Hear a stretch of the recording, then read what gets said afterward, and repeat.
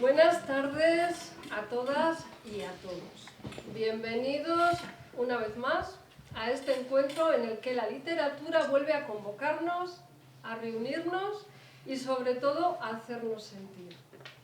Me gustaría que a partir de ahora cada encuentro de esta temporada tuviera también un pequeño gesto de memoria literaria, un guiño al calendario, un breve repaso a efemérides que orbiten alrededor de la fecha en la que nos encontramos. Porque la literatura no solo sucede en los libros, sucede también en el tiempo, en la historia, en la huella que otros dejaron antes que nosotros. Y es curioso y hermoso que en torno a este 20 de febrero, la fecha que hoy nos reúne, aparecen nombres que entendieron la escritura como conciencia, como mirada y como forma de interpelar el mundo. Un 20 de febrero de 1661 fallecía María de Zayas, autora del Siglo de Oro, que ya en el XVII utilizaba la narrativa para cuestionar el lugar de la mujer, para denunciar, para incomodar. Una voz adelantada a su tiempo que entendió que escribir también era tomar posición. Tal día como ayer, 19 de febrero de 2016, nos dejaba Umberto Eco, pensador imprescindible que defendió la literatura como herramienta crítica, como espacio donde el pensamiento se articula frente al ruido del mundo. Y el 22 de febrero de 1914 nacía Julio Cortázar, uno de los grandes renovadores del lenguaje literario, alguien que nos enseñó que la literatura también puede ser juego, ruptura y exploración de nuevas formas de mirar. Porque si algo persiguen los encuentros con Calleja es precisamente acercar la literatura a nuestros corazones. No convertirla en algo inaccesible, no encerrarla en el territorio exclusivo de lo académico, sino devolverla a su lugar natural, el de la emoción, el de la experiencia compartida y el de la vida. Nuestra idea es universalizar la literatura, universalizar la novela, la prosa, el ensayo, recordarnos que no necesitamos ser estudiosos para habitar un libro, que basta tener un corazón sensible y ganas de viajar a otros mundos, a otras realidades, a otras personas. Y en ese espíritu de cercanía y de celebración de la palabra, hoy tengo que decir que me siento especialmente orgullosa. Orgullosa porque mi amigo Carlos Crespo ha querido volver a acompañarnos. Ha accedido a desplazarse desde Madrid para estar aquí por segunda vez. Ya estuvo con nosotros presentándonos su poemario anterior, Las calles de la existencia. Y Carlos apostó por este proyecto desde el principio, cuando era solo una intuición, un deseo, una posibilidad. Y aún así hizo que la magia se produjera. Así que solo puedo decir gracias, gracias de corazón, porque te quiero y porque te admiro. Y junto a él contamos también con la presencia de Joan Gonter, editor de Editorial Celia, que ha querido acompañarnos esta tarde, una editorial con una trayectoria sólida dentro del panorama literario contemporáneo. Luego hablaremos un poquito porque tiene mucho que ver con Burgos. Una editorial comprometida con la palabra y las voces que la sostienen. De verdad, Joan, gracias por haber querido desplazarte hasta aquí y formar parte de este gran encuentro. Así que sin alargarme más, Carlos, Joan, bienvenidos a Quintana Dueñas. Muchas gracias. Muchas gracias.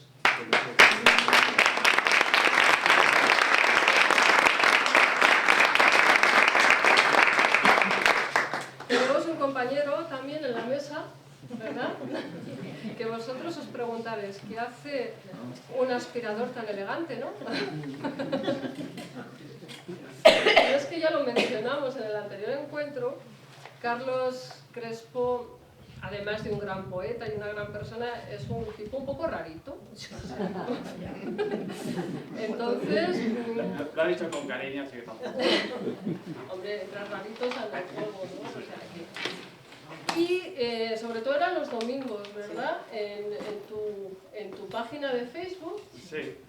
salía pues su aspirador, un primo de este, como protagonista, ¿no? Tenías unas conversaciones muy peculiares. Son esas cosas que uno no debería de hacer nunca para tener una imagen normal de persona que escribe o que hace poesía, pero yo las hago.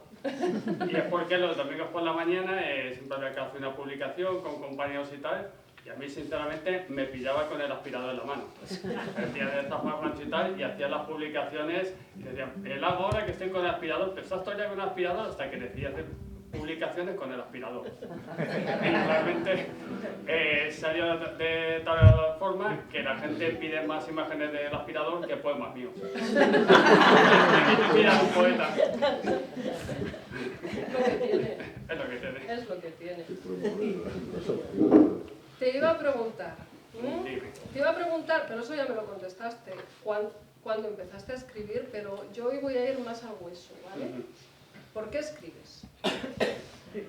Pregunta difícil. Claro, es que aquí no hemos venido. Desde luego, el placer estético de escribir viene después, y por el ego, evidentemente, con una aspiradora que es la que da más enjundia lo que escribo, tampoco. Decía Rilke que todo arte viene de la necesidad. Yo creo que cada uno en la vida encontramos las muletas que necesitamos para seguir avanzando. Yo en la literatura he encontrado las muletas que necesito para sobrellevar el peso del camino de la vida. Y yo creo que ese es el principal motivo para escribir. Fundamentalmente es ese, y luego ya una vez que escribas compartes. Pero es una especie de catarsis con uno mismo. Yo creo que mi experiencia va por el tema. Seguramente. Yo lo conocí como novelista. Yo no tenía ni idea que escribía poesía. Fue a través de nuestros libros, una novela que a ver si algún día se reedita porque merece francamente la pena. Una novela valiente, Eutanasia en 9 actos, ¿verdad?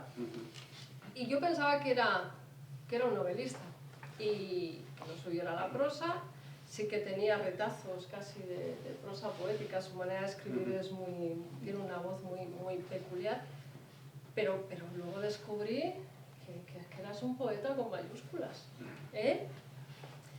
Me gustaría saber cómo conviven en ti la poesía y la novela, si van en paralelo, y qué te da la novela que no te da la poesía, y dónde te lleva la poesía que no alcanza la novela. Realmente es curioso porque casi en las redes se me conoce más por escribir poesía que por narrativa, pero si yo pongo la balanza, yo he escrito más narrativa que poesía. Y de hecho creo que a lo largo de un año escribo más narrativa que poesía. Respecto a ir en paralelo, yo admiro a la gente que lo hace. Yo admiro a la gente que te puede escribir un día un poema, al mismo día un poema, y a la tarde se mete con narrativa, o incluso quien hace 2 textos a la vez. A mí me resulta imposible. Yo o escribo poesía y estoy centrado unos días en escribir poesía, o escribo narrativa. Probablemente en la semana que me meto a fondo con un proceso narrativo, que lo estableces en un espacio temporal de un par de años, solo que terminas un manuscrito, esa semana solo escribo narrativa, porque me es muy difícil apartar, como digo yo, el sistema poético de la narrativa. De hecho, yo creo, sinceramente creo que a veces peco de ser demasiado poético en la narrativa. Sí. Es una lucha permanente que tengo. Pero es también el sello, tu impronta, yo creo, ¿no? Es su manera de... Sí, lo que pasa es que son expresiones literarias diferentes. Por ejemplo, la narrativa, como fija más los significados, me sirve cuando quiere decir algo más directamente. Algo sobre la base de lo que estoy escribiendo. Pero es curioso que la poesía, que para mí es la más alta concepción del lenguaje, por los recursos literarios y metafóricos que utilizas, habla más de mí. Normalmente la narrativa, aunque yo escribo realidad ficcionada, todos los personajes, todo lo que sucede suele ser ficción, basado en un hecho concreto. Pero la poesía, yo no entiendo la poesía en que tengo que escribir sobre lo que vivo, sobre lo que siento. O sea, que van de la mano, pero cada una por su camino, ¿no? Sí, se dicen aquí lo de que corra al aire. Eso es. Cuando escribes un poema, ¿sabes de dónde viene? o lo vas descubriendo a medida que lo vas escribiendo? No, siempre sé de dónde viene. Primero es la imagen, primero es el suceso, primero es el sentido, luego es el tema. Yo a veces cuando en redes o cuando la gente te dice tienes que participar en concursos, etcétera, es contrario a mi naturaleza, porque yo no puedo sentarme a escribir, que me digan, escribe sobre este tema para un concurso o por una colección, por una antología. Imposible. Yo no puedo escribir para lo que me digan. Yo escribo porque en ese momento ha ocurrido algo, he sentido algo, he visto algo, una imagen, he estado pasando, he visto... normalmente suelo hacer demasiadas fotografías y a partir de las fotografías normalmente viene el poema. Pero yo necesito primero la imagen. Sentarme a escribir, por decir, son las 7 horas de escribir, yo eso no lo puedo hacer. Incluso tampoco en narrativa, porque en narrativa el proceso, esa maratón que es la narrativa a lo largo del espacio temporal, pero durante el día cuando estás trabajando, estás desayunando, estás haciendo lo que tienes que hacer, estás ya fabricando lo que vas a escribir por la tarde. Si ese día no has fabricado nada, no te sientas a escribir. Insisto que sentarse a escribir por lo que es la hora, porque es la hora se pasa el aspirador. Los domingos. Bueno, lo pasamos bien. Eso no lo sabemos. Un poeta desordenadito. Eso no lo sabemos. Lo que pasa es que no quieres sacarle más días porque te quita protagonismo, ya lo sabemos. La poesía, o sea, ¿cómo escribes? ¿Qué te inspira más? ¿Lo que te duele o lo que te indigna? Porque tienes también retranca en tus poemas. Sueltas ahí perlitas. Uno escribe, en general escribes de lo que vive, lo que has vivido ese día. Quiero decir que también escribes sobre lo que te duele, sobre lo que te indigna. Normalmente en lo que interpela siempre hay más literatura, siempre hay más poesía. Pero también escribes de cosas que te gustan, también escribes del amor, también escribes de la amistad, también escribes de un paisaje. Yo escribo mucho, yo soy un personaje orgulloso de un barrio del sur de Madrid y me gusta mucho ir a mi barrio y escribir sobre todo de mi barrio, de mis recuerdos, porque lo que cargas en la mochila es bueno o es malo, pero también hay que escribir sobre lo bueno. Parece que a veces le damos más importancia, y sobre todo en poesía le damos más importancia al sufrimiento, pero bueno, también está el placer. Y es como general de vivir. Sí, o sea, de lo que te mueve de alguna manera, ¿no? Exactamente. Y ahora vamos a preguntarte a ti, ¿te ha tocado? Te ha tocado. Celia Editorial es lo que te he dicho, ¿no? Que lo que os he dicho, vamos, que ya lo sabe, porque me lo contó a mí en Madrid. Tiene su raíz aquí, en Burgos. Así es. Me gustaría que les explicases... Una cosa resumida, muy resumida. Año 97-98 yo estuve deprimido, fui a un psicoanalista y me dijo que escribiese. Escribí un poemario, yo no me dedicaba a este sector y fui a publicarlo y de la época me pedían lo que son ahora unas 300.000 pesetas por ahí, o sea que a lo mejor 2.500 euros por ahí. En el año 98 dije, mal dicho. Una cosa ya lo he escrito, además estaba muy mal escrito, tenía muchas incorrecciones y vivía entonces en Salamanca, residía en Salamanca, con lo cual me dediqué a escribir montones de cartas, como esas manuscritas que hemos visto en el Museo Calleja, a todo dicho viviente cultural de Castilla y León, ¿vale? Y después de un tiempo, todavía eran cartas manuscritas, me dediqué a yo entonces colaboraba con la prensa de Salamanca, me dieron direcciones postales y de todas aquellas que envié solamente me respondió una persona que era de Burgos, Jorge Villalmanza, ¿vale? Quedamos en el Hotel Corona de Castilla, él llegó a ver por allí alocado, pues como, en fin, no sé si alguno lo conocíais, pues muy optimista y tal, romper, pensaba encontrarse un chavalito joven, tal, y yo, pues no, hombre, ¿sabes? Es que somos casi contemporáneos, éramos más o menos de la misma edad, y dijimos, bueno, él también ha andado con el mundo de la edición y tal, y dijimos, vamos a buscar a alguien que nos financie nuestras producciones. Y creamos lo que fue un nombre rimbombante, podría ser llamado el Lucero del Alba, pero no, se llamaba Centro de Estudios Literarios y de Arte de Castilla y León, y de ahí surgió Celia, ¿vale? O sea, es una cosa... El caso es que nuestros primeros libros, que él tenía sus libros y yo tenía el mío, dijimos, vamos a dar juego a otros autores. Nos las ingeniamos para crear una colección en la que intercalábamos autores súper consagrados con autores inéditos. Surgió la colección, entonces nos permitió entrevistar a gente muy importante. Pues aquí en Burgos a Victoriano Kremer, entonces íbamos y entrevistamos, él sacaba las noticias en el periódico de Burgos, en la televisión de Burgos, hacía fotografías. Esperanza Ortega, que era la mujer de Martín Garzo, con lo cual ya buscábamos ahí en el verano. Todo valía, como en el cerdo que todo vale, pues aquí, todos los andares, aprovechamos absolutamente todo y se lo vendíamos a diferentes medios. Y así se hizo esto. Además, entonces existían las obras culturales de las cajas de ahorros, que también, con lo cual empezamos a hacer catálogos. Fue una época muy dinámica. Jorge Villamanzo y yo y otro compañero de Zamora, cerrábamos así todo el Castilla y León y surgió Celia. Y fue el origen de, bueno, nos hicimos amigos de Ignacio del Río, un pintor burgalés que bueno, colaboraba con nosotros, como digo, de Victoriano Kremer, en fin, de toda una...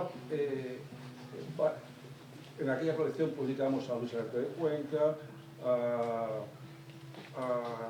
quién más? A Gonzalo Rojas, a Leopoldo Luis, a José Hierro, era ir a su casa y organizarles. Hicimos además unos libritos que se parecían mucho a los cuentos de Calleja. Los cuentos de Calleja yo los tenía en mi casa por mi abuelo. Entonces dijimos, ese formato está muy bien, 16 páginas, justo, que no molesta, que se regala muy bien, Jaime Siles, en fin... Sí, es que había una colección y mientras tanto íbamos metiendo, como dices tú, metiendo los nuestros ahí que no los conocía nadie por separado, ¿no?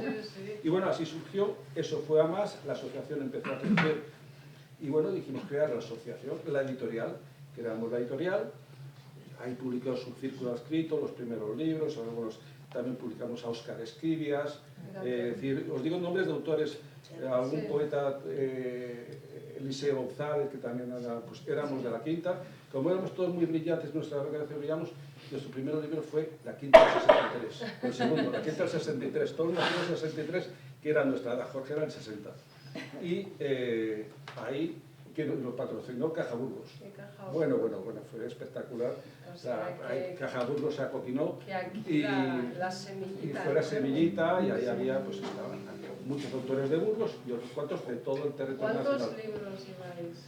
Pues mira, en estos momentos el SBN 541, no se cuenta la revista, no se cuenta pues todos servicios editoriales, no se cuentan pues muchos facsímiles.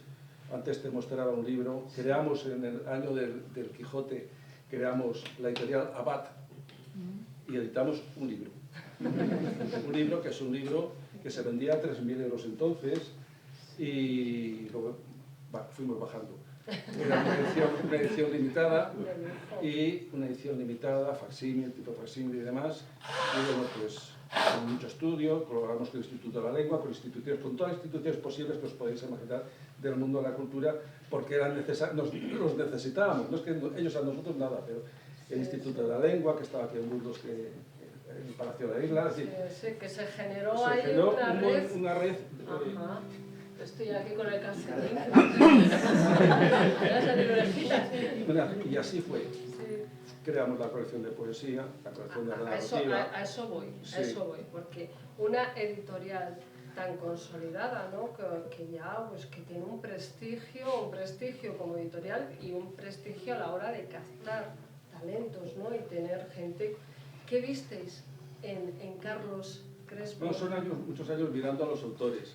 ¿Vale? En la Quinta del 63, que eran entonces poetas de 30 años, si había una cuarentena de autores, todos ahora son, entre comillas, famosos poetas. ¿Vale? Desde González Iglesias, Torné, Rickman, todos estaban ahí. Todos fueron, digamos, los orígenes de nuestra gestión. Cuando te mandan una carta, bueno, yo siempre he creído en el destino. ¿Vale? Entonces, en España hay 4.000 editoriales. De repente alguien te escribe, dijo, bueno, vamos a atender correctamente. Es una editorial independiente, pequeñita, sí que editamos mucho, como digo, y luego tenemos muchos servicios editoriales. Es un grupo, formamos muchos trabajadores en ese sentido, pero ¿qué ves? Pues muchas veces sí miras la poesía y dices, es interesante. Luego dices, este autor me va a complicar la vida. Es decir, los que dicen, llego, en mi segundo libro, mi tercer libro, mi primer libro. Esos egos. No los egos, dice, no, es que, ¿cuál es el plan de marketing? ¿Cuál es el otro? Digo, pues aquí tirar para adelante, es que no hay otra. Y en el caso de Carlos, vi un tío que miramos a las fotos que aparecían por internet, que estábamos todos fichados, que mira bien este hombre, nos vamos a editar. Bueno, mucho así, es decir, después de haber visto el poemario, ¿vale?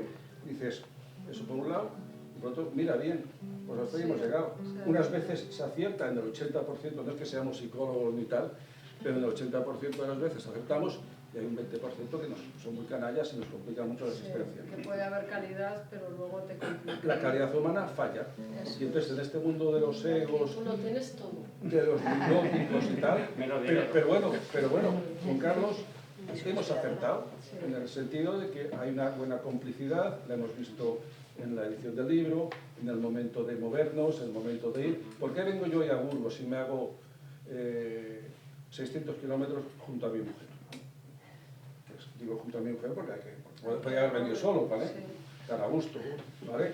Pues porque hay esa complicidad, que era broma, era una juego de palabras. Bueno, No es no es apto, ¿no? Bueno, entonces, ¿por qué? Pues porque he visto la implicación de Carlos, con lo cual yo me implico también.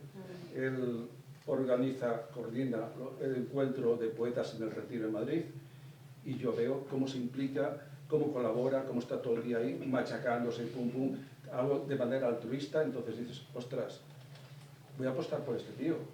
Porque el tío está apostando por mí, como por ti, que estáis todo el día dando la brasa, que digo, este tío. Ahí en las redes, Digo, bueno, pues, hay que estar aquí, hay que estar aquí. Sí, es así. Es como una simbiosis. Efectivamente. Sí, yo creo que es Sí. la palabra, ¿no? Sí. El apoyo. Un poco dejar los egos, que yo hablo aparte, de las personas que intentan destacar y simplemente Y además, colaborar, ¿no? Añadiría otra cosa.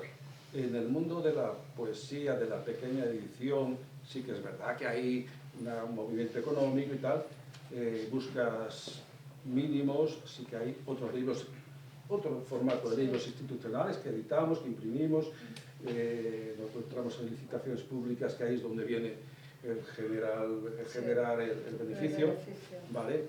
Pero, no sé qué iba a decir. Ah, bueno, sí, lo que iba a decir es que no sé qué iba a decir.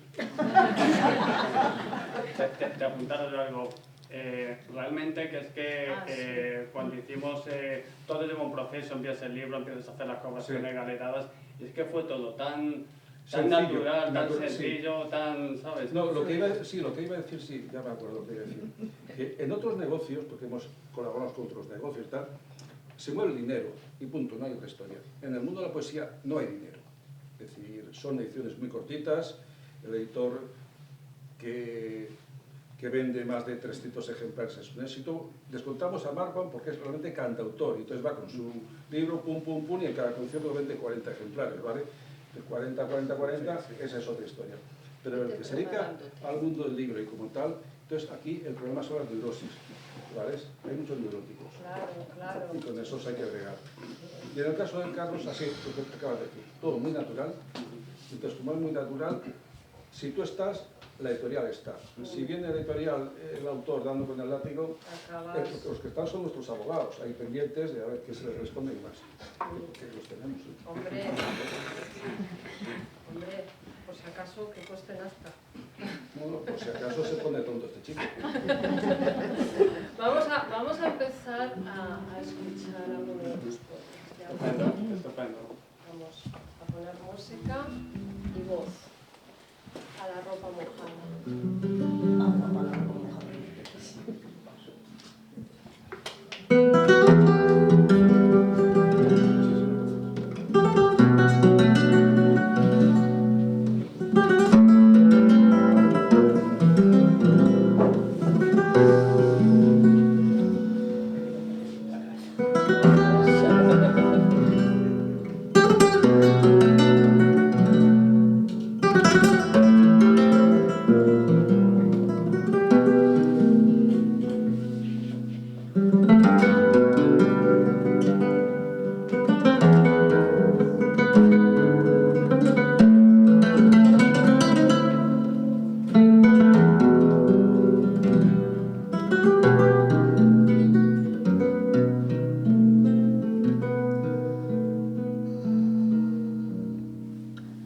las certezas.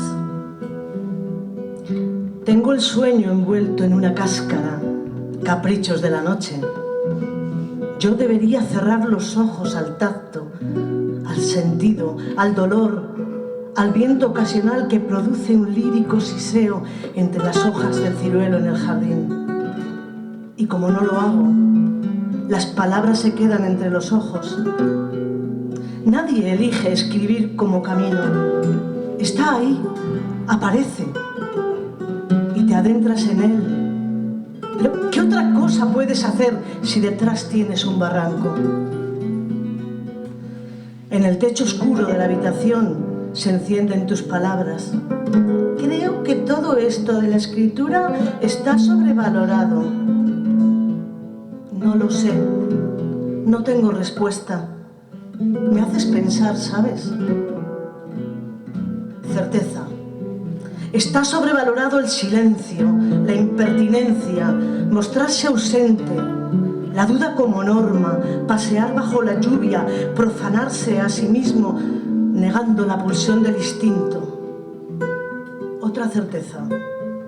La verdad es que no me importa.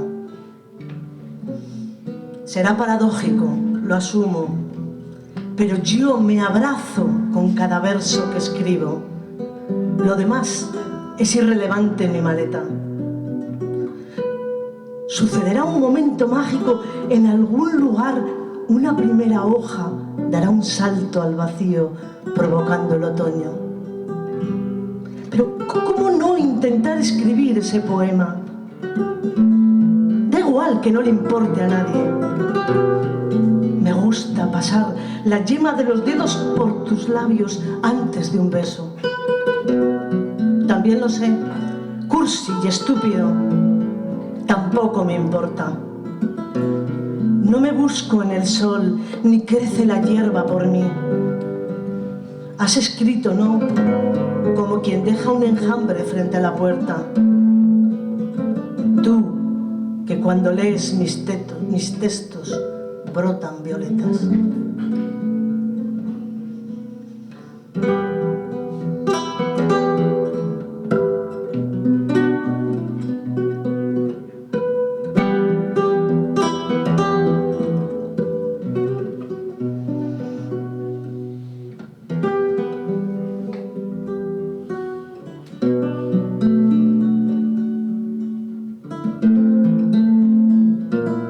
Cuando éramos otros,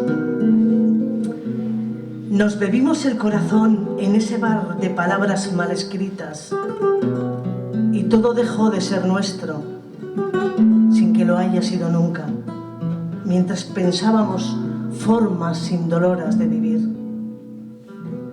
Aceptamos parte del reverso de un mundo calidoscopio que nos aterraba en resistencia, en perpetua huida del tiempo, sin renunciar a la rabia. Hicimos de nuestras calles las nubes que traen el otoño, oxígeno del amor. El sol, nuestro sol, era la rebeldía de una mirada sin horizontes.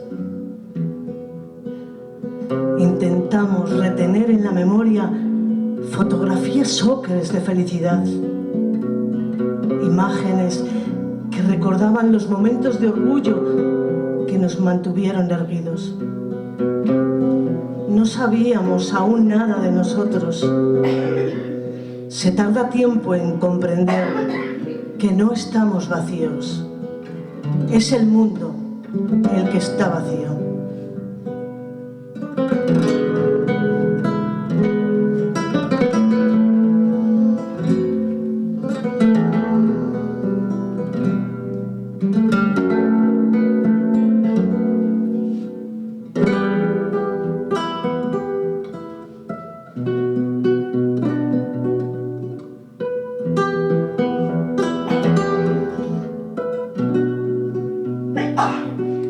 Curiosidad. Solo por curiosidad, me gustaría saber por qué hay voces con un hilo de seda dentro que nunca llegan a escucharse.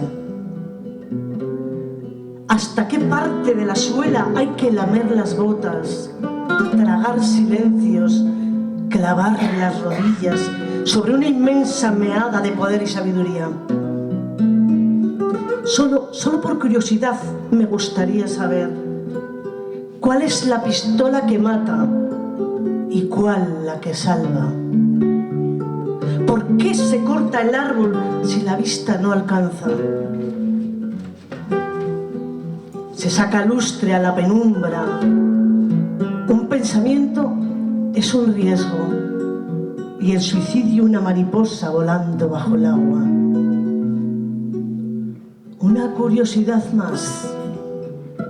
¿Por qué cada vez que te miras al espejo encuentras una razón para odiar a tus semejantes?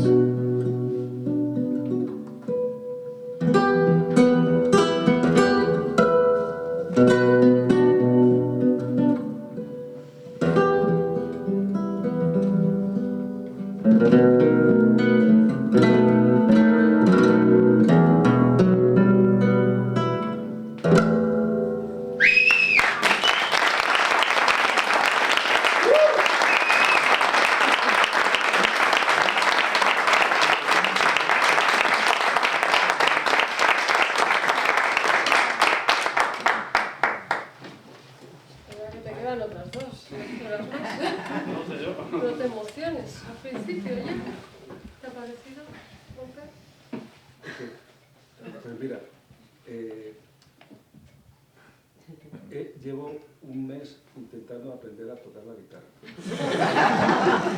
Me sé 3 posturas, el la, el mi y el re. Entonces me está fijando a través aquí del atril cómo movía los 3 dedos de abajo. ¿Vale? Mientras que no me quites los bolos, vamos bien. Además, estamos aprendiendo a mi mujer y yo, ella con una guitarra y yo con otra. Te dirías por 2 sobrinos, porque para qué no vamos a comprar guitarra, porque a lo mejor duramos, no el matrimonio, sino la guitarra autodiaria, ¿vale? Que a lo mejor el matrimonio también, y lo discutimos para saber cuál es el la y el mi.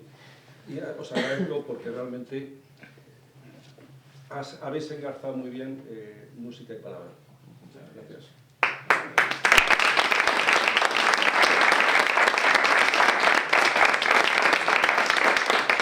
Pues nos adentramos de lleno. ¿Dónde nace este poemario? O sea, ¿en qué momento vital concreto? Yo creo que recoge poemas de los últimos 2 años, 2 años complicados, 2 años donde pasan cosas, que se inicia con el fallecimiento de mi madre y que tiene su continuidad pues con un proceso hospitalario que me lleva a tirarme 4 ingresos en un hospital por un error en una operación médica, etc. Nace de ahí, nace de la recolección de esos poemas, de esos momentos, y nace de la idea de que tenía que publicarlos porque se da la circunstancia de que yo para escribir necesito siempre eso que a la gente le aburre, la rutina, pues yo necesito esa rutina, la normalidad, y para mí era muy difícil siempre escribir cuando algo me sacaba de mi contexto. Yo recuerdo escuchar a la gente, yo empecé a escribir en la pandemia, pues mira, yo en la pandemia no escribí ni una sola palabra. Yo necesitaba que todo esa rutina, esa normalidad que os cuento. Y curiosamente, por primera vez en un contexto desfavorable, he conseguido escribir. Y yo creo que eso ha sido lo que me impulsó a escribir. De hecho, hay un poema que he escrito, que está directamente escrito en el tanatorio, el día que falleció mi madre. En el momento que la gente pues, te viene a hablar, pues te viene a dar el pésame, y en ese momento pues, yo necesitaba escribir. Recuerdo momentos en los que salía del tanatorio, escribía algo, me volvía a meter, tienes que estar ahí sufriendo lo que se vive en un tanatorio, y yo necesitaba escribir. Y yo creo que ver ese poema y ver que incluso en el propio hospital pude escribir después en otro proceso, pues me dije, pues creo que esto merece hacer un compendio de poemas y a ver qué sale. Y salió. Pues menos mal. que te echaste para adelante y dijiste... Yo además lo conocí en proceso embrionario también, lo he dicho muchas veces, pero tengo el privilegio, ¿no?, de que me lleguen joyitas de este estilo y Carlos tiene la capacidad de removerte, pero además de hacerte pensar, de dejarte. Cada poema deja su pozo y eso para mí es muy, muy importante, ¿no? Nos haces reflexionar sobre lo que has escrito. La portada, que antes has apuntado algo cuando subíamos por la escalera, el título es evocador, es muy físico, la foto. ¿Qué hay detrás de esta ropa mojada? ¿Qué simbología hay detrás de la foto y del título? Pues hay un poema que yo creo que es el de los que hay aquí, probablemente será el más antiguo, que viene a decir la sensación que tenemos cuando nos cae la metáfora que utilizamos de tormenta de la vida te cae encima y se te queda el alma, como cuando te quedas con esa sensación de que estás calado o esa sensación molesta de la ropa mojada, pero que bueno, que pasan las horas, igual que pasan los días y esa ropa se te va secando, ese corazón se te va secando y hay veces, hay oportunidades, no le digo en plan Mr. Wonderful porque es algo que no me gusta hacer, hay cosas realmente de las que no se sale. Pero joder, cuando salimos de algo, yo creo que hay que aprovecharlo. Cuando se seca la ropa y podemos seguir avanzando, hay que aprovecharlo. Y de ahí sale el título de ese poema, que era el más antiguo, y yo creo que, creo que fue el golpe que dio al poemario para tirar hacia adelante. Es la vida. ¿Así? Sí. Me ha gustado mucho antes porque se ha puesto ahí y digo, ¿qué poema va a leer? Porque no sabía nada. Ya me has dicho, ese no me pilla sorpresa. Pero esto no te lo sabes. Y agacha el ojillo. Sí. Ya lo he visto yo. Ya lo he visto yo. Ahí voy. Muy bien. Ya no te lo enseño. Tápalo, escóndelo. Lo tengo aquí, ya lo tengo aquí. Y que pero no sabes cuál. ¿Se fue construyendo entonces poema a poema o hay un hilo que podría construir el poemario? Sí, bueno, el hilo, como te digo, es el proceso vivido en estos dos últimos años. Y yo creo que sí hay una relación entre ellos, que vas viviendo, vas avanzando, van pasando cosas. La verdad es que me gusta escribir en un contexto espacial, en un contexto temporal determinado, porque te sirve para recordar lo que has ido viviendo. Y hay veces que te acuerdas del momento en que has escrito ese poema y hay veces que te sientes bien, otras te sientes peor, pero bueno, al final te ves en el espejo y dices, están todos escritos y están aquí. Yo creo que fue el hilo que une todos los poemas. ¿Y la emoción dominante? La emoción dominante son varias. A veces la impotencia de no poder cambiar el destino de las cosas. Y otras, como digo, pues el aprovechar que vale, la vida está ahí, la vida muerde, pero bueno, seguimos camino y seguimos escribiendo. Y como he dicho, para mí escribir han sido las muletas que me han servido para seguir avanzando y las utilizo. Y la verdad es que como terapia, como catarsis, a mí me funciona. Cada uno tenemos que utilizar lo que nos funcione. Claro. Y si luego a los lectores también nos funciona leer tus poemas, pues fíjate. Eso es maravilloso, esa complejidad es... Hablabas que los poemas nacían muchas veces de una imagen. Haces unas fotos maravillosas, además, que publican, no solo del aspirador, que también, pero que publican en sus redes unas fotos maravillosas, ¿no? Háblanos un poco de las imágenes. Bueno, he de decir que parte de las fotografías son de mi pareja. Nosotros nos vamos... Yo vivo en el sur de Madrid, tengo la suerte de que vivo cerca de Aranjuez, un lugar maravilloso. Y hay tiene dos jardines concretos, pero yo voy a uno que se llama el Jardín del Príncipe. Tenemos nuestra zona para sentarnos, nuestra zona para escribir, y mientras yo voy haciendo voy escribiendo, ella pasea, se pierde en otra punta de los jardines, que son inmensos, me manda la fotografía, yo sigo escribiendo y ese es el proceso que tenemos con las fotografías. Normalmente cuento, lo que siempre cuento, tengo un banco especial en Aranjuez para escribir. Tiene que ser ese. Cuento cosas que no debería contar, ¿no? Hasta tal punto de un día mucha necesidad de escribir, el banco ocupado, yo me pongo en otro banco, me doy una vuelta, hay una pareja ahí sentada, me pongo en otro banco, escribo, pasan 15 minutos, pasan 20 minutos, yo me acerco, desde que me acercan como muy cerca del banco, que no se iban. Y a la media hora me acerco a ellos, saco 20 euros y digo, no necesito que lo ponga en otro banco. Y estaba dispuesto a pagarles para que se fueran a otro banco para que me dejaran escribir. Se fueron asustados, evidentemente. Pero el banco libre, que es de lo que se trataba, yo les intentaba dar explicaciones. No, es que mira, yo es que escribo, pero...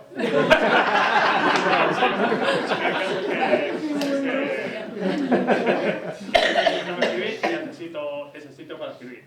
Y de ahí salen muchas fotografías. En parte las fotografías que suelo hacer suelen ser en Aranjuez. Y esta que cierra el libro es de mi barrio, del sur de Madrid, San Cristóbal de los Ángeles. Es una chimenea que hay aquí, bueno, de ahí no se verá, vosotros la veis, una chimenea de estas antes, que quería hacerla, pues yo escribo mucho de mi barrio, y era de una fábrica donde se cocían los ladrillos que hicieron las viviendas para la gente que venía a establecerse en Madrid. Y en mi barrio es un símbolo del orgullo de la gente, de la clase trabajadora. Hubo una época que quisieron incluso tirar la chimenea y los vecinos rodeamos la chimenea, estamos dispuestos a encadenarnos, algunos amenazaban con subir a saltarse. El caso es que nos dieron por imposible y la chimenea sigue ahí. Y la verdad es que para mí es un símbolo de mi niñez, de mi juventud y me recuerda lo que mis padres han hecho por nosotros. Sus orígenes, ¿no? ¿Qué viste en ropa mojada para que encaje dentro de una colección maravillosa? Quiero que hables de la colección Vértice, o sea, quiero que además es el número 224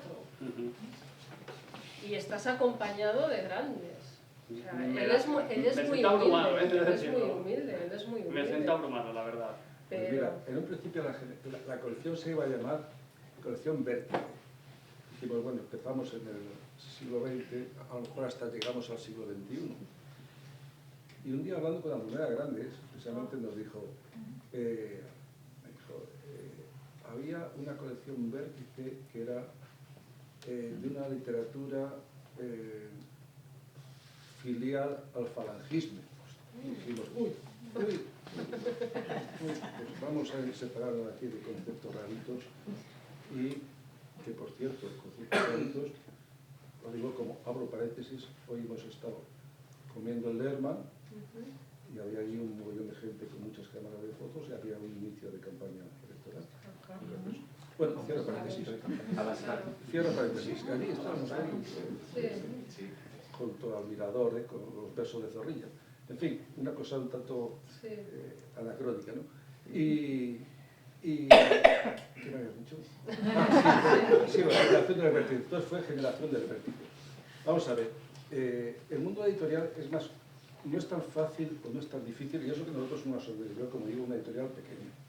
Esto llega a un departamento de lectura, alguien lo recibe, hay una administrativa coordinadora que está por ahí, vive en Salamanca, nosotros estamos dispersos por diferentes provincias. Porque la sede está en Toledo. Es bicéfala, es decir, entre Salamanca y Toledo. ¿Vale? Salamanca es donde está todo, incluso la imprenta, y ahí está todo.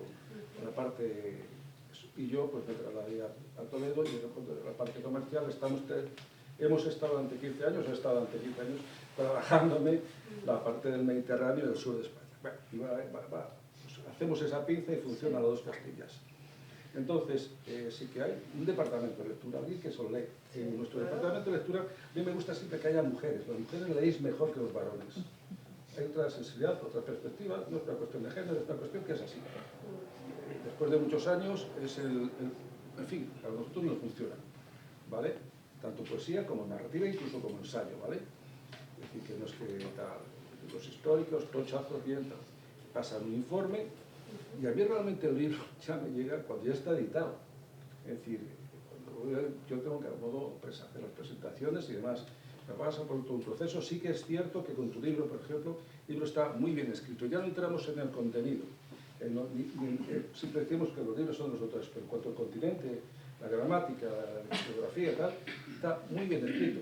Creo que, bueno, quizás una coma se puso, pero por lo más perfecto. Ortográfico perfecto, sí. Está perfecto. Pasa el momento de tal, a mí ya me llega después. Y ahora yo es cuando ya asocio, ya cuando el libro está editado, cuando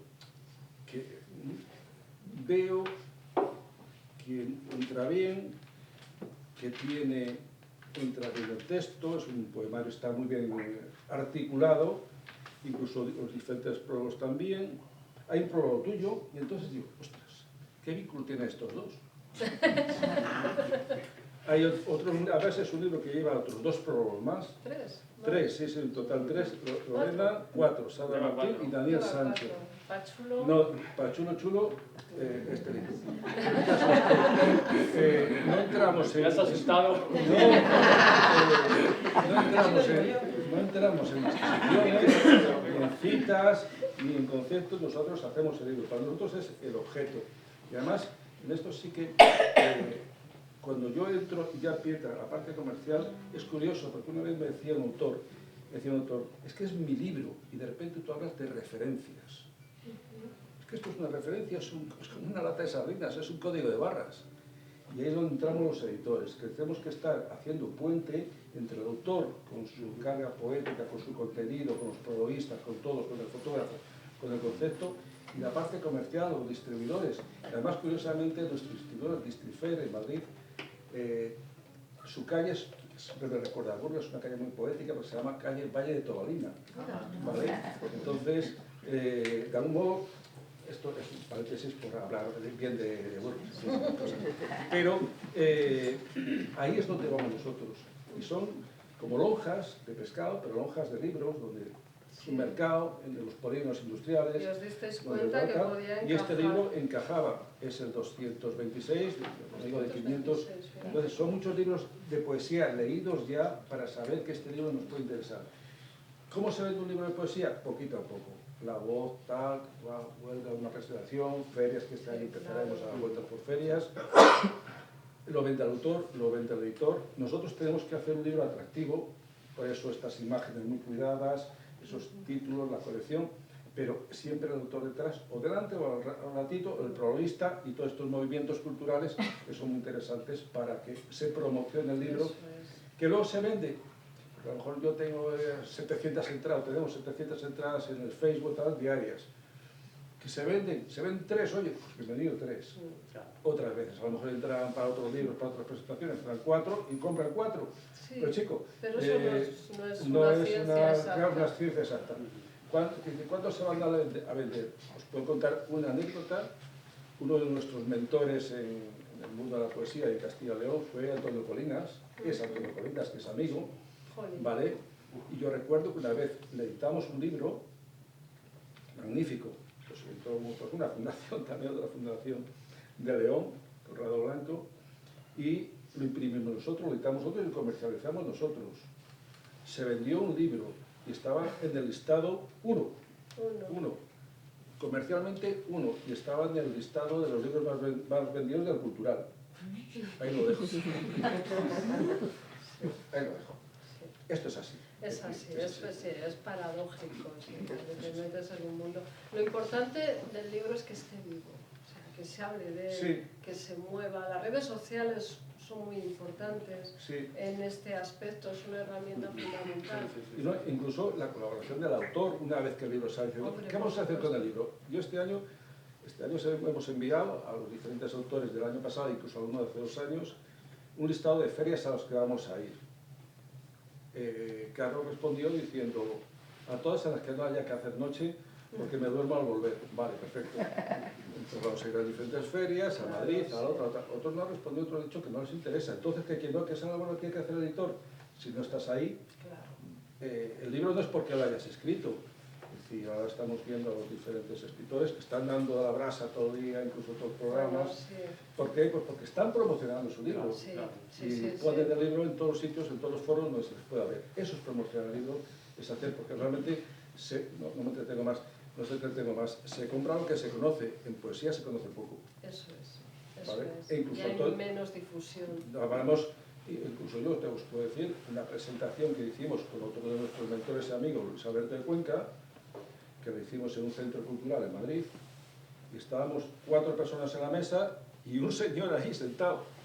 Es lo que había. Ocurre, claro que ocurre. Es que es Es lo que ocurre. Es lo que ocurre. Seas Luis Alberto de Cuencas, sí. seas... Pero luego te viene alguien del panorama Bueno, del nada, famoseo bueno, y, o claro, seas Agamenón o seas un claro, porquero, da absolutamente igual que Claro. seas, que el caso es que Lo- en el mundo poético esto funciona como funciona. Vete preparándote, moza. Lo digo porque se tiene que bajar aquí. No se ha puesto... La raja. Claro. Mientras se preparan y eso, ¿alguna preguntita que le quisieras hacer a Carlos? Vamos a ver, igual que os digo que hemos estado leyendo mucho libro, Uy, hicimos... Dios. He dicho una, ¿eh? No. Os voy a decir que hicimos una presentación de la Asociación de Madrid, hicimos un cuestionario y lo trabajamos como un guión de teatro. Como un guión de teatro en el sentido de que tal, el acto creativo. Entonces, son preguntas que ya has hecho tú, ¿vale? Entonces no las voy a hacer, ni voy a hacer ninguna. ¿Cuáles son los pilares de la tierra, de tu tierra poética? ¿Qué nos vamos a encontrar? La solapa de Billo, el autor, MC Condado de un poema, Sara Martín de un poema, Daniel Martín interpreta un poema. Comenzamos dando la bienvenida a las presentaciones. ¿Qué me has preguntado? Te estás tomando el pelo. Tienes que tomar ginseng, No tengo preguntas que realizar, señoría. O sea, que lo has dejado todo claro. Todo claro. Y si no, cuando salgamos, hablamos tú y yo. Vamos a ver, yo siempre digo que después de las presentaciones amenas, yo siempre digo que después de las presentaciones amenas que ya hemos abierto, digamos, la caja de los truenos, a la hora de mostrar un poquito, unas pinceladas entre presentadores, lectura, música y demás, todo muy bien ensamblado en este puzzle, que a la mejor forma si destripamos tanto el poemario como la personalidad del autor, ¿quién va a adquirir el libro? Y aquí estos señores que estamos aquí vivimos de vender libros, con lo cual, y de que sea autor, además vais a llevar, por el mismo precio que vais a encontrar en Amazon, vais a llevar una dedicatoria personalizada, incluso la foto en un sitio tan redondo como aquí en los calzoncillos en la parte de atrás del autor. Es un sitio perfecto. Incluso cuando terminamos pasamos al aspirador. Vamos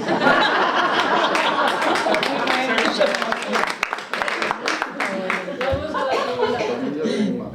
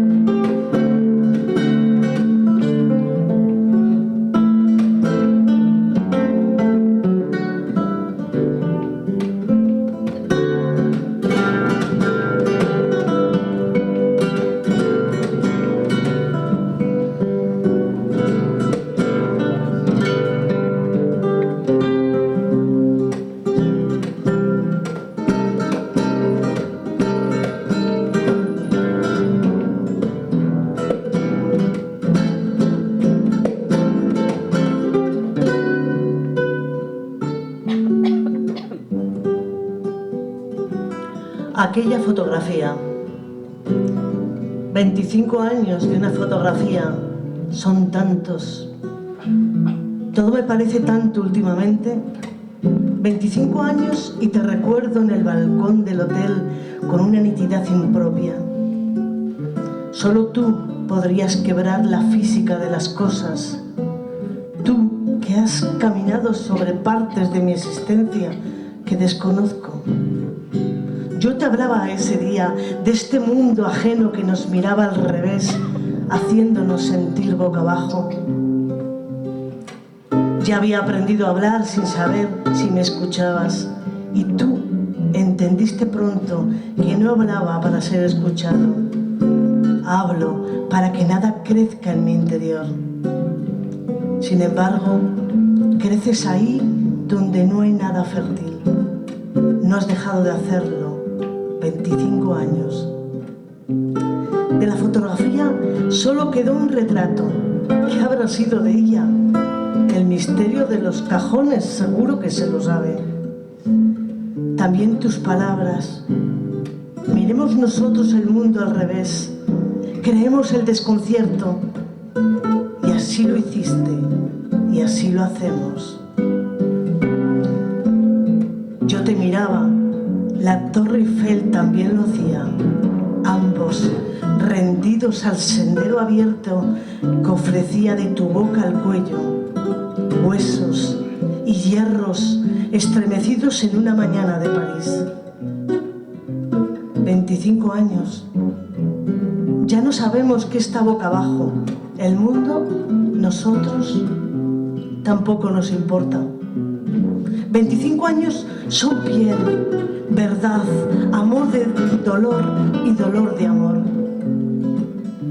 Escribo estas letras a 25 años de aquel día en que tu mirada hizo dudar a la Torre Eiffel de sí misma.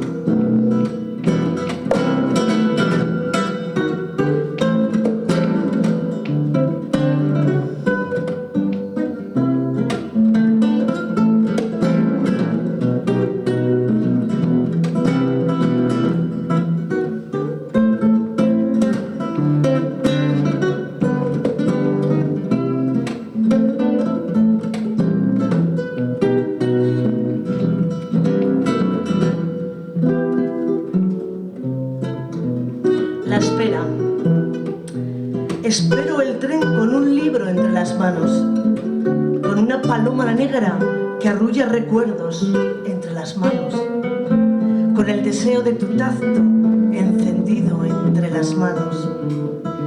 Espero con las hojas amarillas cayendo de mis ojos, con un camino revirado que pierde horizontes y memoria en los ojos, con la aurora boreal que provoca tu lengua en mis ojos. Espero sin destino mientras escapan los trenes. Entre las manos, mis ojos. Frente a mis ojos, las manos. Entre la vida, la espera.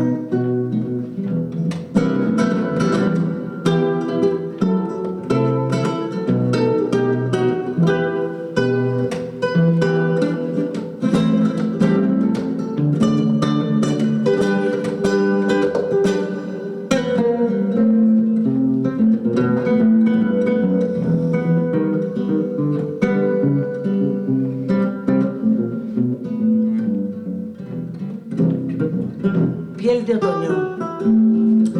Ella tenía un gato que escribía poemas, 2 jilgueros maestros del violín y una mariposa que dejaba sombras en forma de corazón en las cortinas. Ella tenía la vida gastada, tantos agujeros en el pecho como días perdidos y un dolor por cada una de las 24 horas que la acompañaban.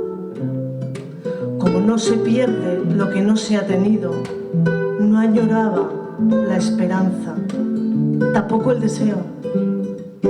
Sin embargo, llegaba a finales de septiembre y sus ojos, como las hojas del fresno, se cubrían de amarillo su boca.